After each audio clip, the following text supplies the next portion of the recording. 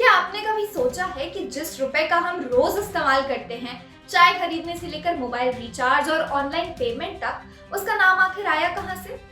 दिलचस्प बात यह है कि आज हम जिस करेंसी को रुपया कहते हैं, उसका नाम आज का नहीं बल्कि करीब 500 साल पुराना है। लेकिन सवाल ये है कि आखिर किसने दिया था ये नाम और कैसे ये नाम 16वीं सदी से लेकर आज तक चलता आ रहा है। भारतीय करेंसी को रुपया नाम देने वाले शख्स थे शेर शाह सूरी। उन्होंने 1540 से 1545 तक भारत के बड़े हिस्से पर शासन किया।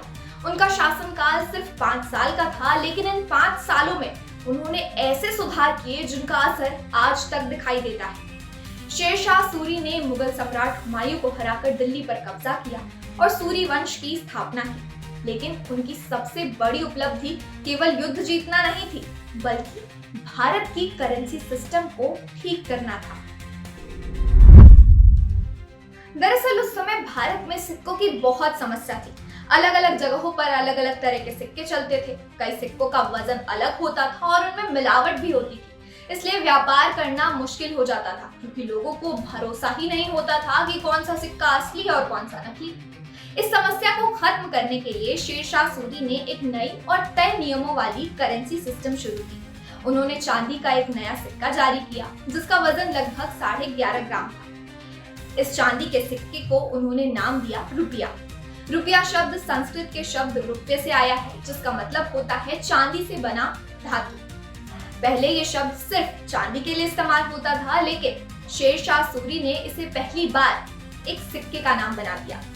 शेर शाह सूरी ने सिर्फ एक सिक्का ही नहीं बनाया, बल्कि पूरी करेंसी सिस्टम बनाई। उन्होंने 3 तरह के सिक्के जारी किए: रुपया, दाम और मोहर। रुपया चांदी का सिक्का था, दाम तांबे का और मोहर सोने का। उस समय 40 दाम 1 रुपया के बराबर होते थे। इस व्यवस्था से व्यापार आसान हो गया, क्योंकि हर सिक्के का वजन और कीमत तय थी। 1545 में शेर शाह सूरी की मृत्यु हो गई, लेकिन उनकी बनाई हुई करेंसी सिस्टम खत्म नहीं हुई। बाद में मुगल सम्राट अकबर ने भी इसी सिस्टम को अपनाया। मुगल काल में भी रुपया और मोहर चलते रहे। इसके बाद मराठों और कई अन्य राज्यों ने भी इसी सिस्टम का इस्तेमाल किया। जब भारत में ब्रिटिश शासन आया, तब ईस्ट इंडिया कंपनी ने भी रुपया को जारी रखा। 19वीं सदी में अंग्रेजों ने इसे और ज्यादा व्यवस्थित किया और 1835 में ब्रिटिश रुपया जारी किया, जो शेर शाह सूरी की ही करेंसी सिस्टम पर आधारित था। फिर 1947 में भारत आजाद हुआ और भारतीय रुपया देश की ऑफिशियल करेंसी बन गया।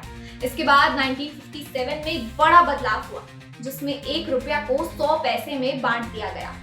आज रुपया सिर्फ नोट और सिक्कों तक सीमित नहीं है। आज हम डिजिटल पेमेंट, यूपीआई और मोबाइल ऐप के जरिए भी रुपया इस्तेमाल करते हैं। सोचिए, जिस शासक का शासनकाल केवल 5 साल का था, उसकी बनाई हुई करेंसी सिस्टम आज भी हमारी जिंदगी का हिस्सा है।